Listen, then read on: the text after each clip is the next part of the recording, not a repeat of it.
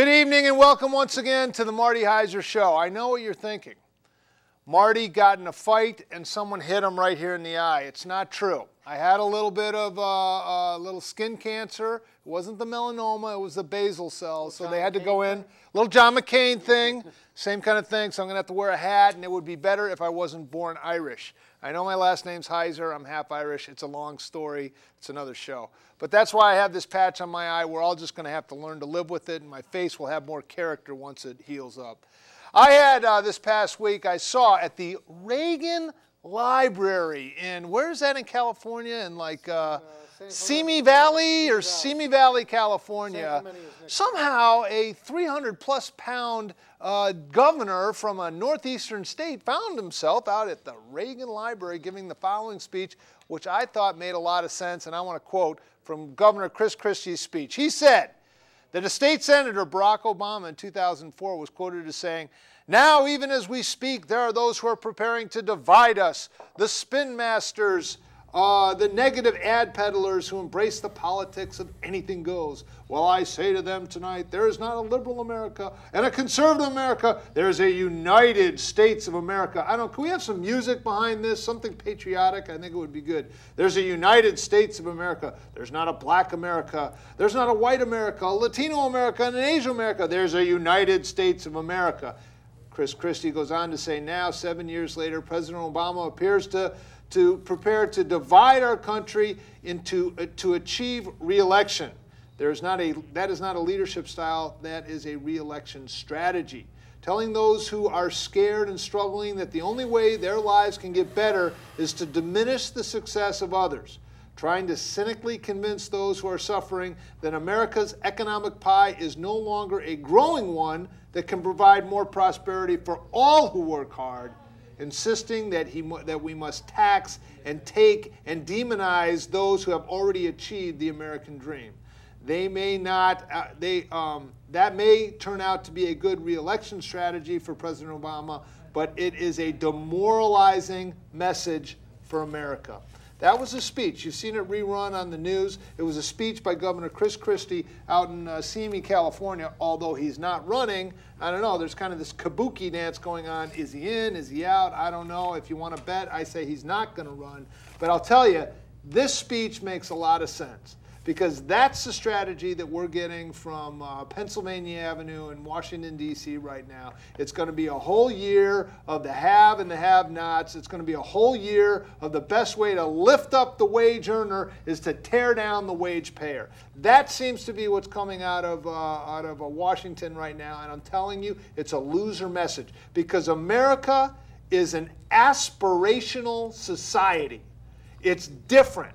We're not Europe. When a guy drives by in a really nice, shiny sports car, Americans look at that and say, golly, I wonder what that guy did to get that car. Whatever he did, whatever hard work he did, whatever profession he was in, he must have provided a need or a service or a product, and he must have done it in a good way, so he earned that car. You know what? I'm going to lift myself up by my bootstraps. I'm going to work hard, and I'm going to get one of those nice, shiny cars, too. That's America. We're an aspirational society. We don't want to have a bigger slice of the pie. We want to bake a big old pie and have everyone get some. That's the America of Ronald Reagan. That's the America that Chris Christie is talking about, and that's the America that is getting harder and harder to find as we get a steady stream of this nonsense coming out of Washington. Nonsense from Jimmy Hoffa talking about fellow Americans saying we got to take down those guys and we got to get those guys. It's divide and conquer. It's special elections for special groups, subgroups. We're going to divide Americans one against the other, and we're going to try to somehow lift up the wage earner by attacking and tearing down the wage payer. It's un-American. It won't work. And I don't know about you, but 3 years into this Great Recession, I'm getting sick of it. I'm just getting sick of it. We need to get America back on its feet again. We need to move ahead. We need to lift these taxes and regulations that are stifling business. This Dodd-Frank, really? They passed a bill and it's going to tell us how to manage our mortgages?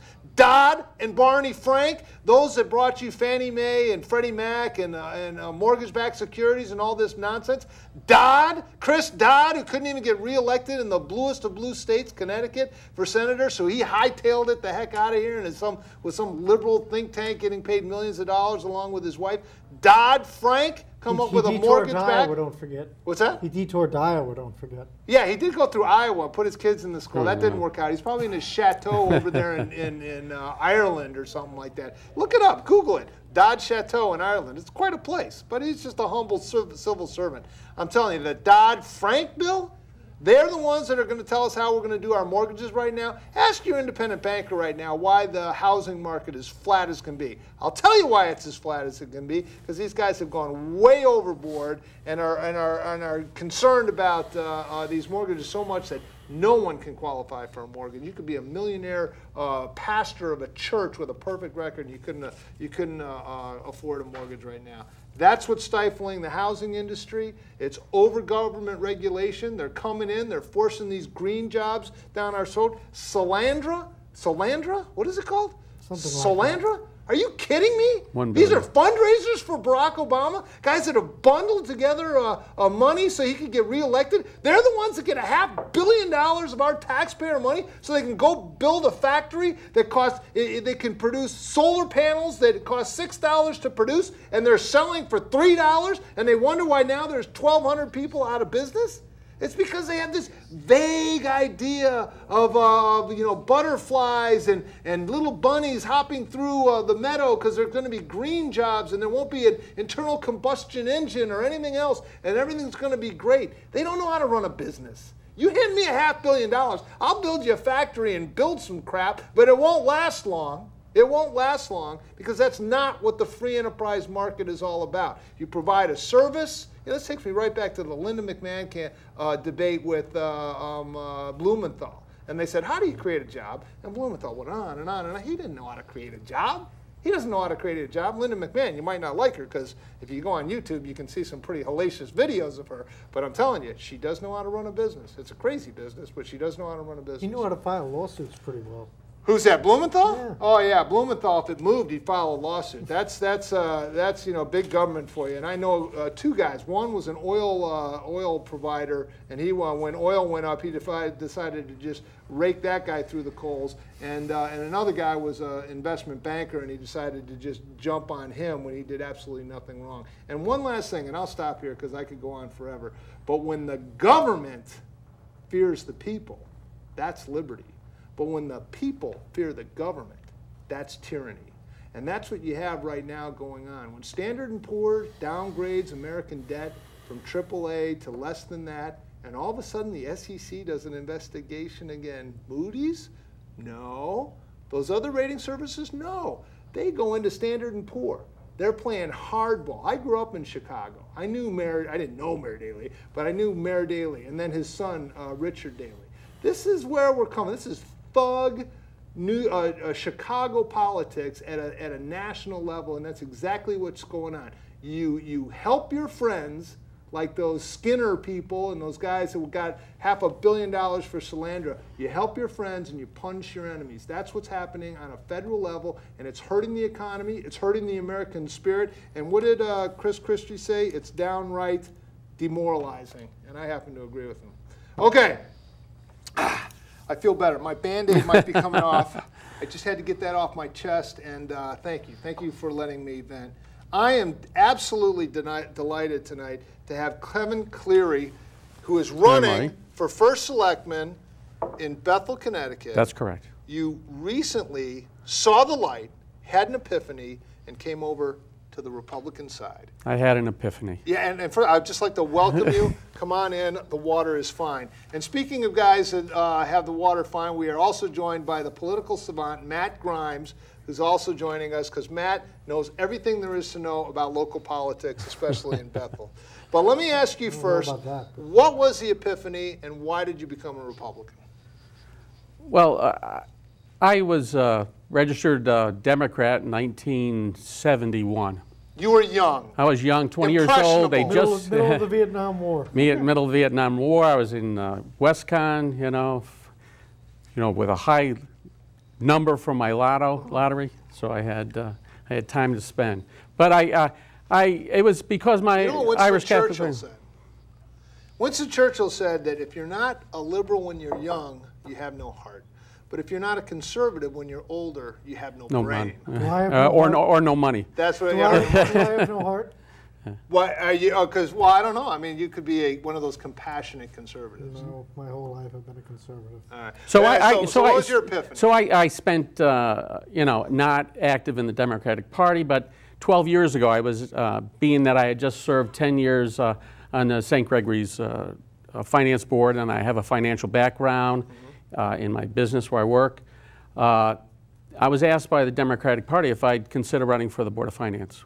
And I said, sure. Now, had the Republican Party reached out to you, you might have said yes to them back then. That's correct. Okay. That's correct.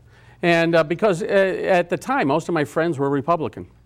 And that became an issue because once I registered and ran as a Democrat and won, the Democrats were very quick to convince me that I need not have Republican friends, And, oh, really? That's how the inner circle works really? in the town of Bethel. So Republicans, I mean, they wear kind of happy pants out at the country club and play golf, or are the Republicans kind of the red? They're the hard workers. They're the ones in town figuring out how we're going to save some money, When did that start, that mentality that you weren't allowed to have Republican friends in the Democratic Party? That's probably 12 years ago when I joined. Is that right? Yeah. But you got elected to the Board of Finance 3 times as a Two Democrat. two times as a Democrat. And then we'll have to count as election But as you remember, my 2 runs, and I know the first run, I received more votes than anyone on any line for any position. And based on my respect in town, my family's respect, and my active participation in the community itself.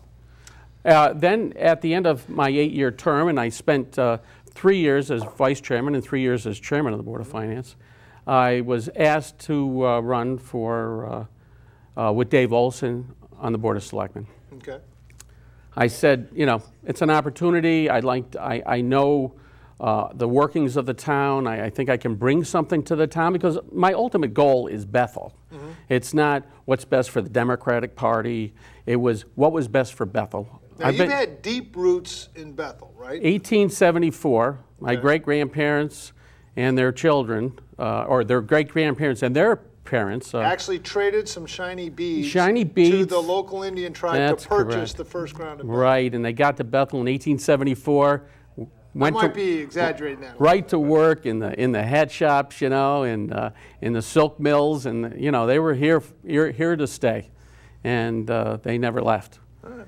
Well, Matt, you know the inner workings of Bethel politics. Mr. Knickerbocker is the president, first selectman. You have this wild card, never more appropriately named than someone named, let's just say BB, Bob Burke. How does this all work out for Mr. Cleary, and what would you do if you were his political advisor? Well, I mean, it's certainly, Bethel's a very unique town politically in that there's almost an equal number of Republicans to Democrats, but the largest portion of voters, and Bethel's a very active voter town, are the unaffiliated voters, people that don't necessarily identify with the Republicans or the Democrats. And any successful first selectman, whether it's in a 2-way race or a 3-way race, needs to reach out to some of those unaffiliated voters. I would bet maybe close to 50% of the voters in Bethel are unaffiliated. Am I about right? There's 11,000 voters, 3,000 Democrats, 3,000 Republicans, and 5,000 unaffiliated. Okay, so you need the U's to win in Bethel. Okay. In terms of the present first selectman, Matt Knickerbocker, colleague of mine, we served as Board of Ed chairman together. He was elected with 38% of the vote in a 3-way race 2 years ago. Okay, now, for those of you that don't live in Bethel, correct me if I'm wrong, but the present first selectman is running as a Democrat, but he used to be a Republican. The Bob Burke used to be a Republican. Now he's been kind of first Bob was a Democrat. First he was a Democrat. Then he moved to a Republican Party. Now he's off on his Bethel First Party or something. I think he's still a registered Republican, but he's running as a Connecticut Tea Party candidate. Okay, and then you were a Democrat, but now you're a Republican. So there's a lot of cross-breeding going on. Yeah, and I think that at the end of the day, it's a when you have an incumbent in office of any party, an incumbent does have a certain advantage that brings to it. it's always because there are always a certain number of voters that like to stay with what they have. I mean, as I said, Matt was elected with 38% of the vote in a three-way race. Very, very rare. Bill Davidson, first selectment of Brookfield, was elected with about the same in a three-way race. Matt was... Matt was elected in 2009 with 38% of the vote in a three-way race. Right, okay. So the question that people are going to have to ask this year when they vote is, what has Matt done to move beyond the 38% that elected him in the first place? And what is the consensus? Now, you're running, so you wouldn't be the most subjective. But how do you differentiate yourself through against the current first selectman? What would you do differently? I think one of the biggest things that comes right to mind is that I spent 8 years on the Board of Finance. Okay. I mean, when I decided May of last year to leave the Democratic Town Committee, I knew at that time that I was getting ready to retire, and I was also considering switching to a more conservative base Republican Party. In April, not that long ago, in April, I changed my party affiliation. And knowing that, I don't know where I was going down the road, but I knew that's where I needed to be with what was going on in this world with Obama. We cannot tax our way out. You need to spend more money. The people that have made the money in this country are the ones that are going to create the jobs. Yeah. And jobs are what creates taxes, because you get people on the rolls and their tax dollars go in to help fund the whole society.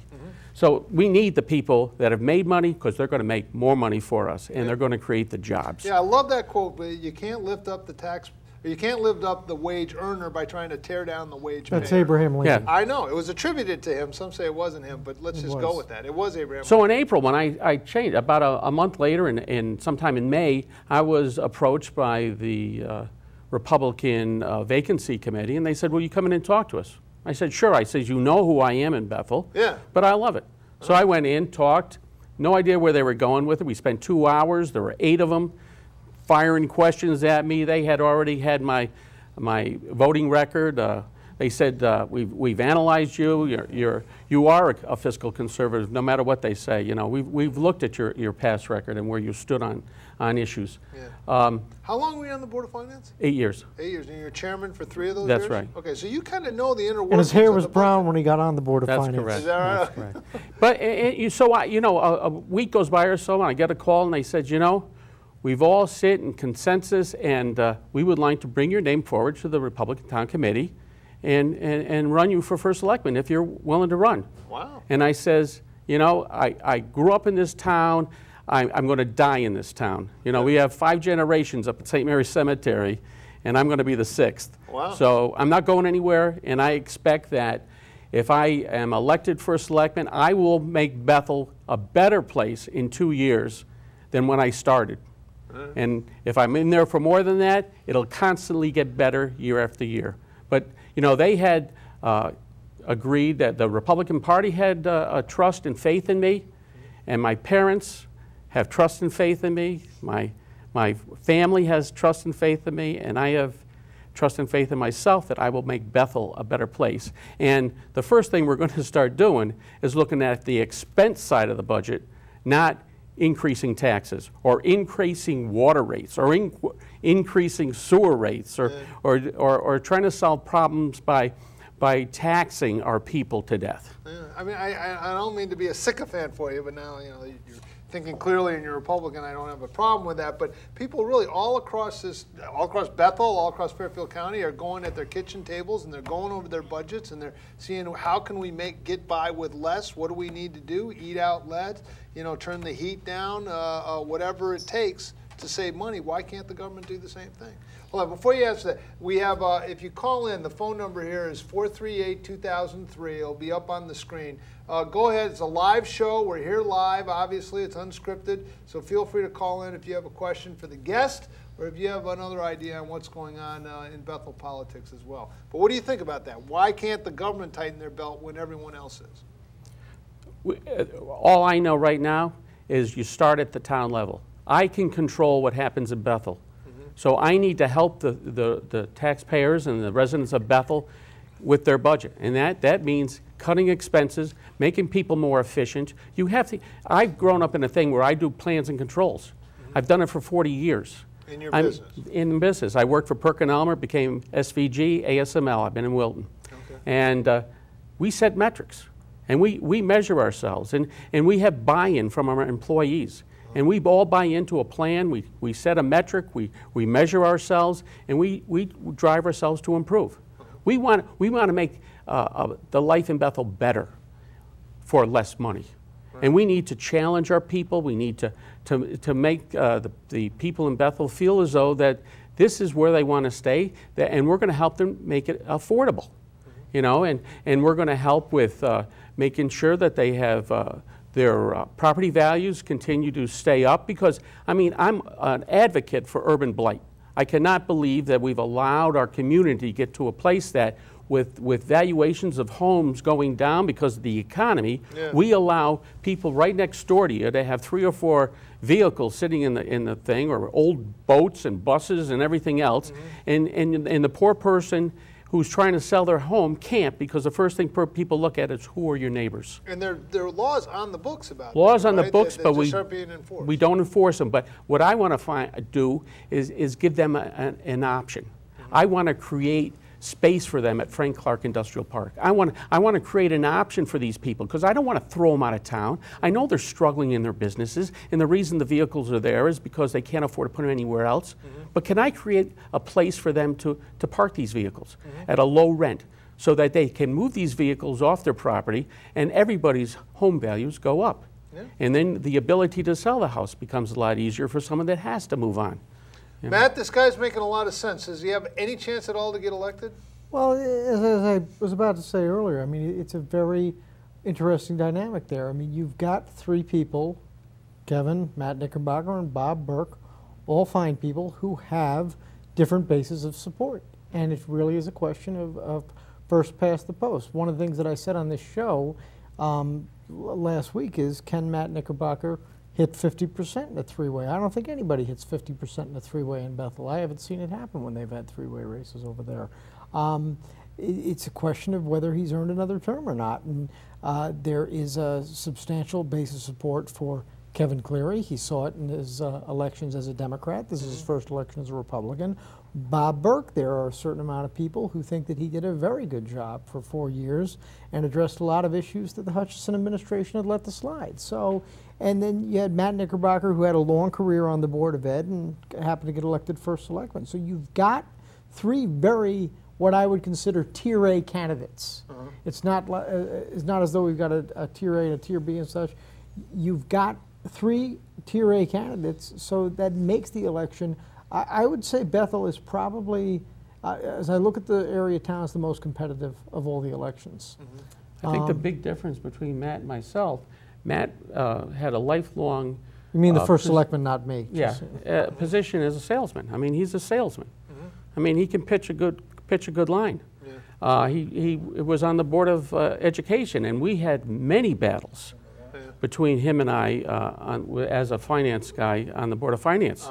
We were chairman. I was Board of Finance. He was Board of Ed. We never saw eye to eye.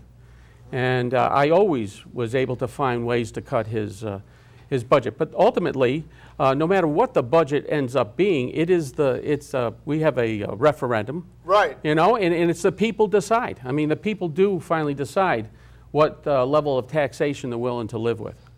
Okay. So, I mean, I'm a financial guy, financial background. I'm looking at the expense side. Matt's a salesman trying to make everybody feel good. All right. Tell me a little bit about the public utilities and what's going on. Help me understand and the rest of the public utilities over why do we owe the quite a few years $3 million, or what's going on there? They allowed the system to constantly borrow through the fund balance, being that it was not under the control of the Board of Finance. The public utilities is totally under the control of the first selectman as chairman and a public utilities commission, which are, 5 people. And the Board of Finance is not involved in that as a enterprise group. But they've been allowed to borrow money from the fund balance and leave an IOU. And that seems to be okay with the auditors. The rates were never raised for many years. Bob Burke, coming in, he was in 4 years. He came in, he studied it for 2 years, and finally decided that we need to raise the rates. So he Okay. put together a 5-year plan. Well, he raised the rates the first year, and the second year, I guess they forgot to raise the rates. Okay. Matt Knickerbocker comes in, and he says, well, I better study it. So we study it for 2 more years. Now, all this time it's going on, the debt is getting larger and larger because the rates aren't high enough. Well, Matt has just now passed an increase in the water rates, which goes into effect January 2012, after he's gone, as far as I'm concerned, of 35% the first year, and over the 5 years, the water rates will double. Wow. And not once did I hear him talk about the expense side. Where are we looking at cutting expenses in order to keep this increase that will be happening at a lower number? Right. So. Well, listen. If people want to get in touch with you and they want to, reach out to you or get involved in your campaign, I don't know. Is there a website or something like that they can reach out to you? Yeah, they can contact me on Cleary2011.com. Cleary2011.com. Okay. And Matt, last thoughts. I think it's going to be a very competitive election. I think people need to pay attention. There's predictions to what's going to happen. Mr. Knickerbocker's a front runner today, but that could change. Who knows? Okay. Hold on one second. We have a caller. Yes, you're on the air. Do you have a question for the guest? I got a real quick question. I see you guys are wrapping up your show.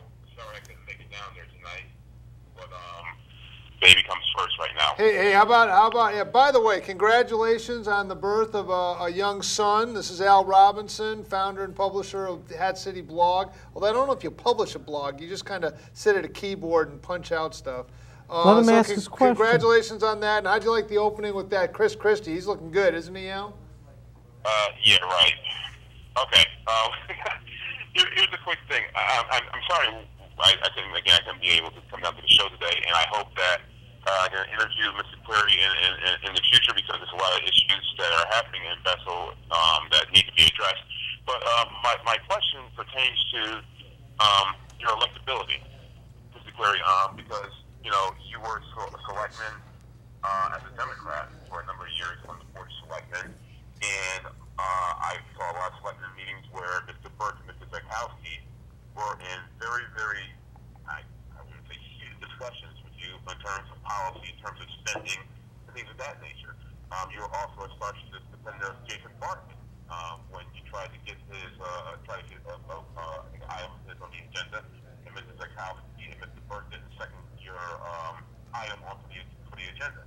So to make a long story short, you were against a lot of the Republican policies of Mr. Burke and Mr. Zekowski over the years, but now you're running as a Republican. I don't think anything myself being a Democrat, when you have a state representative, as far as I'm concerned, once the state representative is controlling your district, you need to listen to him. He was coming forward. He wanted to discuss and give Bethel an opportunity to take advantage of $500,000. And Bob, who had a dislike for the man, was unwilling to listen to him present to the Board of Selectmen. I'm purely trying to let the democratic process work and our elected officials do their job. And part of the job was to bring monies back to the town, and we needed to listen to them. I don't think that it happened that way. That's how it happened. I saw you on Ion Bethel, and you talked about how the cost of spending and under the tenure of Bob Burke, taxes went up, spending has gone up. But that was something that Mr. Burke and Mr. Zekowski voted on as selectmen. So again, and it's also something that was supported by the Republicans at this time. So, well, I'll tell you about spending increases. I mean, but ultimately, the Board of Finance is responsible, and then it's the public. I mean, we have an automatic referendum. The first selectman basically has control of about 5% of the budget. It's very little. I mean, he has a bigger control of setting contract obligations by negotiating with the different bargaining units in town and by working on the Public Utilities Commission, which the Board of Finance is not responsible for. So that's his biggest purview relative to raising rates and taxes to the public. Al, congratulations on the birth of your son. Absolutely, and we'll talk later on. Okay, now Al, last thing, I'm going to ask Kevin Cleary if he's going to be willing to come in here and have a live debate. Will you help put that together if the candidates agree to come in? of course, seeing that we can't get Mark Boughton to bring his ass down here and do a debate with Tabassite because the schedule's always free, but we can always do something good and best because I'd love to debate Mark Boughton. Mike Kevin Cleary is willing to debate. I don't think you can say swear words on TV, Al, but we'll see you next week, and we'll try and put that together. He is right. Mark Boughton is refusing to come in and debate, so that's another thing. I'll debate him. Thank you so much for coming in. I really appreciate it very much. Okay. Matt, thank you very much. Matt. And we're nonpartisan here, sort of, but I wish you luck in your campaign. And we would, November 3rd, the studio will be here. We'll have armed professionals here in case anything breaks out. We'd love to have all three candidates on for a live debate. So check with your people. We're ready to roll. So thanks a lot. We're going to take a quick break, and then we have some very, very impressive ladies coming on after this. So stay tuned. Did you know that Comcast Cable provides a professional television studio to the public, along with the equipment and training necessary to produce your very own TV show? And best of all, it's free. So what is public access? Public access is people sharing ideas. People sharing information. Sharing the environment. Sharing music. Sharing dreams. Public access is people sharing education, art, politics, resources, people sharing civic pride. Public access is people sharing fun. Public access, it's people, just like you and me. For more information, contact your public access studio. See you on TV. For sure. Sorry about that, Bob. Welcome back. We're so glad you're here. We are joined by Lorraine Duncan. Thank you so much for joining us. And you have a very, very interesting business. What's the title? Footpath Coaching, LLC. Footpath Coaching. And I think we're going to put that up on the website so people can go to your website if they want to. Tell me what you do. It sounds good. It's that you coach business people to get the... Well, what do you do? Right. Well, what I do is I work with women entrepreneurs they've been in business from 1 to 5 years. Okay. And these are people that are really struggling in their business. Most people, the statistics are that most people don't last in business past 5 years. Really? And so, right. So I go in there and I help them with business planning, with goals, with different strategies. And my expertise is really getting them unstuck.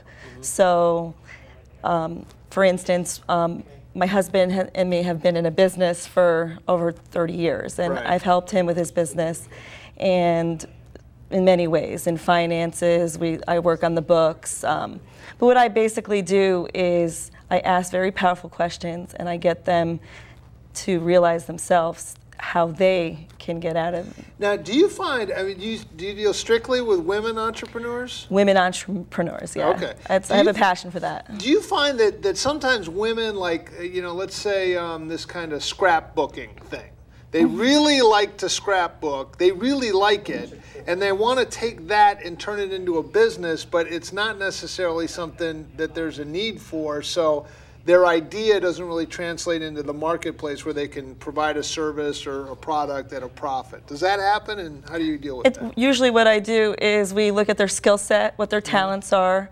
and we look at the pros and cons of how we would start this business, if it would work, and usually it doesn't. Sometimes it does. A lot of times they end up finding out that they're going to do something different. Okay. Now, give us some examples of businesses that you've worked with that have actually gone on to be very successful. What types of businesses do you think work well, especially in this tough economy? Well, for instance, I help my husband a lot in his business, so that's... Now, your husband's a plumbing contractor. Right, he owns his own plumbing business. Right. And I've worked with... Duncan and Duncan Plumbing in Norwalk, Connecticut. Right. Google it. Yeah. And I've worked with a filmmaker, helped him set up his Constant Contact, helped him with stuff like that. Another client that I'm working with is a personal trainer, and she wants to eventually open up her own business, but she's really not sure, so we're kind of working through that. A couple other companies I've worked with have been really small companies. Sometimes I even help other tradespeople. Okay, okay. You know, and what are some things that you find that are common mistakes that people that are just starting out do? Do they get overextended? Do they not have enough financial backing? Do they not know how to leverage the internet? What are some things you find? All of the above, actually. Okay. The big thing. Hey, I could do this job. The big thing is in 2011. We're web savvy, we're social media savvy, and that is the biggest. People need to, if you're in your own business, you need to get on to social media. Yeah. That would be Facebook, Twitter, LinkedIn. Yeah. The other thing is, it's one of the things I look at is what keeps you up at night. And for some people, what keeps them up at night is they don't have enough money coming in. When you first start out, you know how it is. You don't have enough money coming in. When you've been doing it 30 years, you still don't have enough money coming in. Or you have no clients, or you're just stressed because you don't have enough time in the day, and you don't realize that you need to delegate. Okay, so that's a big thing, is delegate. Yeah, Make sure you time delegate. management is huge. Yeah. And I work with a lot of people on time management. Yeah. It's just like, well, it's interesting because, well, I know you, and I know your husband as well. And one thing that on some of we've been on these mission trips down to Belize together. So I know. I used to know her as Lori, but I guess it's Lorraine. Just kidding. But one thing he really sort of turned me on to was this whole service magic idea, where, if you have a service, in his case plumbing, in my case I'm a painting contractor, and you get on Service Magic or like one of these Angie's lists or some of these other networks where homeowners can go, they can see evaluations of your service, and then they can access you through that. It certainly helped our business, but again, it's almost like Yellow Pages is kind of going by the wayside as everyone goes right to the internet to find services and products. that's true. And the most important thing right now is you have your virtual card, your business card, which is your website. Right. And people only scan those for like about 3 seconds and then they're gone. So you have to have something on your website that's going to keep them there and keep them interested. And so now, if we go to your website, what are we going to see? Are there going to be little dancing bears? Are there going to be little... Well, there's going to be footpaths there. There's going to be footprints there. So that's what's going to be there. And that's how they would get in touch with you. All right, here we go. Footpathbizcoaching.com. So if they're interested at all, they can go right to that, and you'll answer them, and you'll get them right. set on their way. And can I just say something? I'm offering a free teleseminar on October 27th on business planning. And the title of it is Business Planning Doesn't Have to Be So Scary. Excellent. So go on to my site. You'll see teleseminar and sign up for it. Well, sounds very good. Listen, I want to thank you so much for coming in. I really appreciate it. Is this your first time on TV? Yes, it is. This is a big break. This is going to be going up on YouTube and stuff like that too. So in a minute, we're going to go to a public service announcement, because what we have coming up is a candidate who is running for the Board of Ed for the town of Ridgefield. And I also want to say one thing too. Another candidate for First Selectman in Bethel, Connecticut is, of course, Bob Burke. And Bob Burke will be joining us next week, where he's going to get the full half hour. So next Thursday night, October 6th, Bob Burke is going to be coming in to talk about his vision for Bethel and how he sees this three-way race checking out. And I would like to, as much as possible right now, give a shout out to First Selectman Knickerbocker and also the 2 other candidates and say, hey, why don't we have a nice televised debate here? We'll hold the studio for you November 3rd, Thursday night, November 3rd. And you'll have a call in. Anyone who wants to call in and ask a question can. It'll be right here, and I'd definitely be open for it. So if you see the First Selectman or these other candidates, tell them you want them to come in here and debate. And also say the same thing to Mayor Boughton, because we can hold a spot open for him, but Mayor Boughton says his schedule has been set. So if you see him, tell him that we want to have him in. I want to thank my guests again, Lorraine, Duncan, and please write down that website and see what this business coaching is all about. We're going to take a break, and we're going to be joined by Linda Lavelle, who's running for the Board of Ed in Ridgefield. You're going to love this lady. She was a teacher. Now she wants to be on the Board of Ed. We'll be right back. Hi, welcome to Community Access Channel 23. Let's go on inside and see what's going on.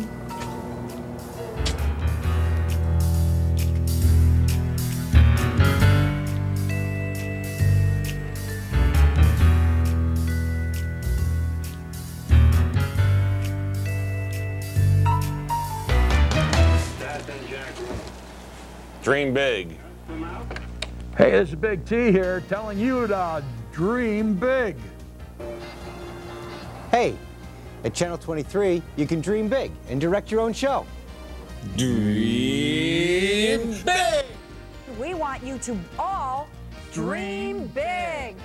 We dream big. Cable access, Channel 23, dream big. Call us today at 203-792-1265 and find out how you can dream big at Channel 23.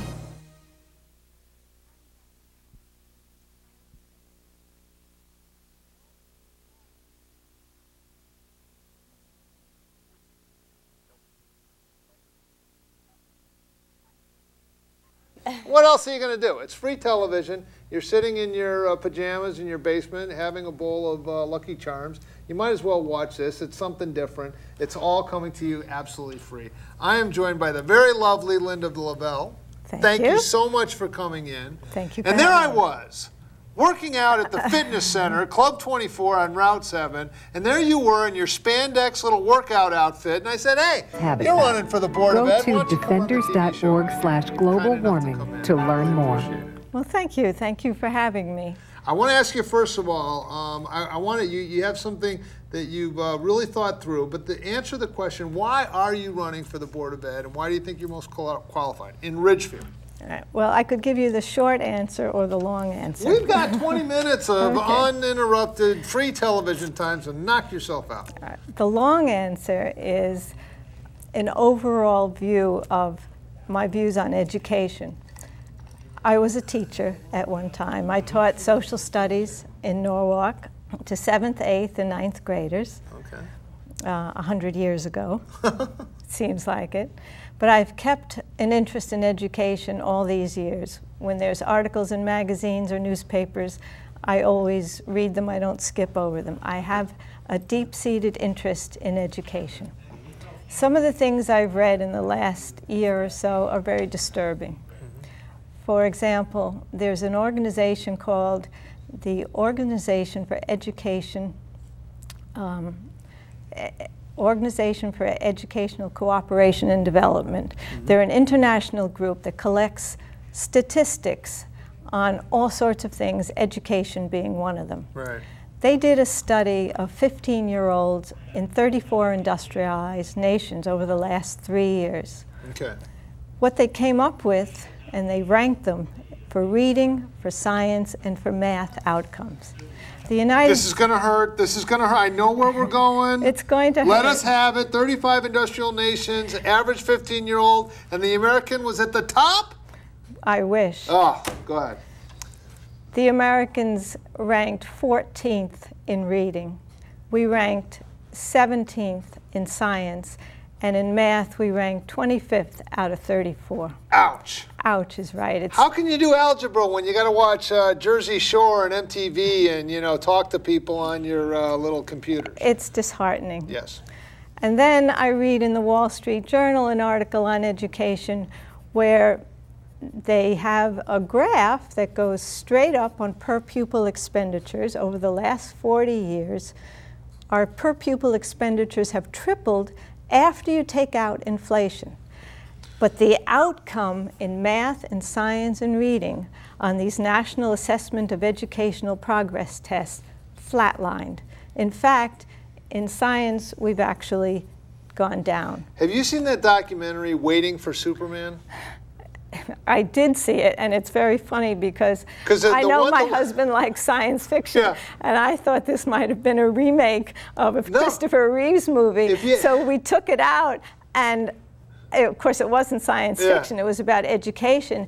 It was stunning. It was stunning. You gotta get this.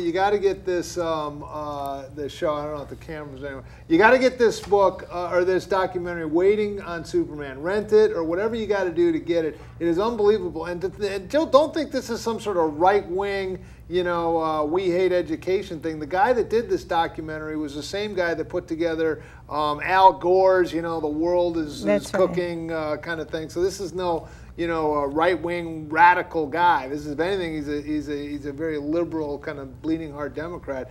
But he put his kids into the school system, and see what he found out. But there's one scene, the same thing, where they break up 15-year-olds, 35 nations, and we're down at the lowest. The thing that our kids are very high on is self-confidence and self-image. And when they talk about that in the documentary, they have this kid going off a jump and like landing in the side of a, you know, like this sand hill or something. We're very confident. We've got the good self-image, but we're not so good at math. But we're not doing so well in math and science. When I read these things, I think, well, this doesn't apply to Ridgefield. We have a good school system in Ridgefield. Ask any parent. My 3 children went through the Ridgefield school system. All our children are well scrubbed, above average, and well behaved. They do well. However, a few months ago, I met a Wilton couple who had just come back from a few years in England. He had been transferred with their children. They had 2 girls in the Wilton school system who were straight A students, which is Wilton is a sister town to Ridgefield. Yes. When they tried to enroll their children into English schools, their learning was so inadequate that they were put back 1 to 2 grade levels. Ouch. Ouch. Now that is not a scientific experiment. It's only one case, but it does give you pause for thought. All right. So now you've totally, completely bummed us out. We're all a bunch of nattering nabobs, and we don't know how to do algebra, science, and everything, but we're really good on skateboards and watching TV. What are you going to do to turn this around, and specifically in the Ridgefield school system? Well, there's 2 parts to this. Number one is that we have to do better, especially in the math and sciences, because our students are not competing only with Wilton and New Milford and Danbury. We do very well in Connecticut. Ridgefield has an above average school system, but we're competing, our graduates will be competing with students from Finland, from England, from Western Europe, from Korea, all these countries that have higher rankings than our kids. And we have some problems in this country. Toxic waste. We have, what do we do with spent fuel rods? What about clean energy? The answers to those issues are not coming from bureaucrats in Washington. Yeah. They're going to come from the scientists and mathematicians of tomorrow, and we have to prepare our students to meet these issues, or where are we? The rest of the world will be so far ahead of us. So we have to improve our educational outcomes. The second thing that we've noticed here is that the spending has increased, but the outcomes have stayed the same. The average per pupil expenditure in the United States is $10,188. In Ridgefield, we spend an average of $13,869. Washington, D.C. spends over $18,000 per child for their public schools. Tell me how many parents in Ridgefield will send their children to Washington, D.C. schools. Yeah, so it isn't just more money that equates with a better outcome. There's no correlation. And even if you look at some of the parochial schools or some of the private schools, their per pupil costs are way down. But you don't mess with those nuns when they're teaching you algebra. Believe me, I know this. Right. Sister Don Bosco, don't get me started, very rough nun. But they, you know, low expenditures, but incredibly high outcomes in Christian schools, Catholic schools, and so forth. We're spending a lot of money on education in this country. The next logical question is, where is it going? It's not going to the students for their education. Where is all this money going? And this spring, to answer your original question of why I got into this spring it was very evident. We raised the budget in Ridgefield by $850,000. And I went to a Board of Ed meeting where they were removing German from the middle school, reducing art, and reducing music. And parents and students were getting up and saying, please, please, don't cut our German program. This was a fully viable program, full complement of students. At the same time, I was reading in the Ridgefield Press that our school administrators were getting their contractual 3.5% cost of living increases. These people already make over $150,000 a year, plus $30,000 to $40,000 a year in perks and benefits. And I got angry. And I said, this isn't right. This just isn't right. They're getting their raises when taxpayers aren't getting any. We haven't had cost of living increases since the recession began. They're getting raises. Academic courses are being cut. What's wrong with this picture? And I decided that I could whine and complain from the sidelines, or I can put my time and effort where my mouth is and try and do something about it. Have you ever run for public office before? No. And are you enjoying the process? Are you dreading it? You seem to sort of taken to it. I've met a lot of people, and it's fun and it's interesting to meet a lot of people. Do I like public speaking? No. But I was a teacher. I did stand up in front of a classroom, so I just have to kind of get back in that groove. So it's interesting. It's very interesting. I have no ambitions to be a politician. I just want to help my town be better. Let me ask. Let's bring it right down to. Hold on one second. We have a caller. Yes, caller, you're on the air. Do you have a question? Yes, I do. Hello, Mr. Lavelle. It's very nice to have you on the show today. I'm very sorry I couldn't be there in person to ask you questions. One of my big things in my writing is education. I'm very focused on this. And I'm interested in your writing for Ridgefield because, I'm sure you know, that Ridgefield has one of the best school systems in the state. And in fact, the Connecticut Coalition for Achievement Now, which is called CONCAN, ranks Ridgefield's high school is number 5 in the state, with Weston being number 1 and Wilton being number 2. So my question to you is twofold. Number 1, what do you see as problems with the Ridgefield school system specifically? And number 2, another thing that happened in Ridgefield that caused a lot of debate besides the budget was the debate on full-time kindergarten. And I want to find out what your views on full-time kindergarten is. Thank you very much. Excellent. And again, congratulations on the birth of your son. Okay, sorry, go ahead. Well, to answer your first question, we don't have a particular problem at the Ridgefield High School or in our schools. They're good schools. And as you mentioned, in Connecticut, they're above average. But the problem is that Connecticut does not have a reputation for having wonderful school system as a state. We're above the average, but on a global view, in the world that our children are going to have to compete in, we have a long way to go. Why are we number 14th, number 17th, number 25th? Now maybe Ridgefield is not number 25th, but how far up the ladder are we? Are we number 2 or 3? I don't think so. So the thing is, we have to prepare our students for the kind of world that they're going to be competing with students from countries that rank number 1, number 2, number 3.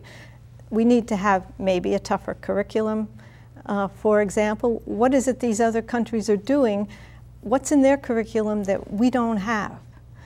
I'm not so concerned about Connecticut because, yes, we do fine in Connecticut. Do you know there was a National Assessment of Education test that was just recent? And they were graded on basic, goal, and proficient. There were just 3 levels. 12 states lowered the bar. Connecticut was one of the states that lowered the bar. Really? Yes, it was. So in general, we're doing fine in Connecticut. On a global scale, we have a lot of improvement to do. Your second question was all-day kindergarten. All-day kindergarten. All-day kindergarten in inner city schools was shown to be of great benefit because children came from disadvantaged homes. And when they followed these children up through 2nd, 3rd, 4th, 5th grade, the benefit of all-day kindergarten stayed with them all the way through. Tests on suburban children found that they had a slight advantage in the 1st and I think maybe the 2nd grade, but by 5th grade it was gone. So all-day kindergarten was, it was a battle in this town, and there were good arguments on both sides. Did we need it? It didn't seem to affect educational outcome. And my deal is that the priority has to be the educational excellence of our students. If it doesn't help. We only have a couple minutes left, so kind of lightning round, really quick. Where do you stand on closing a school? I went to a Board of Ed meeting last week, and one of the Board of Ed members mentioned that there's a disparity in the schools, that some of them are underutilized, and there was one that was not overcrowded but on the verge of. I would be in favor of closing a school when it benefits all the students, so that the levels, you can't just pluck kids from and just kind of put them around like chess pieces. When it makes sense to better utilize the classrooms so that you have a full complement of classes and we don't have overcrowding in one and underutilizing another, then it's a benefit to the students, then it's worth closing the school. Last question. Recently, in this last year, there's been a rash of tragic deaths. One apparent suicide, one an individual who died in a one-person car accident very late at night. Do you think somehow at the maybe high school and junior high level we're neglecting the student when not getting into issues of ultimate purpose of life and giving them a worldview? I know there's organizations like Young Life and other things that will present the Christian worldview, but is there something that the school can do? It's an unfair question because we only have a few seconds, but what do you think on that? Or is that more something for the houses of worship and the parents? I think the parent has to be clued into their student, but I think if any teacher or guidance counselor sees a problem, it's up to them to do something about it. Get everybody involved, get parents involved, get their clergy involved, get support staff involved. You don't just ignore it. We have caring teachers at all levels of the school. That's the feedback I get. When my children were in school, I found the teachers were lovely. They were lovely. There's a few things I would do to make the educational system better. Number one, I'm very much in favor of merit raises instead of across-the-board increases. The money you save on across-the-board increases, which really just promotes mediocrity, I'd put towards rewarding truly outstanding teachers. If people want to get in touch with you, do you have a website or email, or is there debates coming up, or when can they reach out to you? There's a forum at the high school, Ridgefield High School, October 14th. There's at the Ridgefield Playhouse, October 17th. There's an evening debate.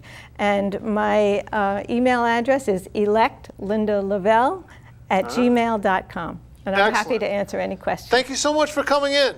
And I'll see you out at the gym. And vote for me. We can work out for you, and you can vote for him. Thanks again. I want to again say that we're going to have Bob Burke on the show next week. It's always lively and entertaining. I want to put a challenge out again to the 3 candidates for First Selectman in Bethel. Come right here. Come on in. We don't bite. It'll be great. And if you see Mayor Mark Boughton, tell him there's this guy on TV that really would like to have him and his opponent come in for a TV debate. It will only be a half hour. It won't hurt a bit. Come on in. I know these other venues haven't been able to work it out, but free up your schedule. I think the electing public would want to have you. Thanks again for joining us, and we'll see you next week, same time. Join in. Watch the show. What else are you going to do? Thank you very much. Good night.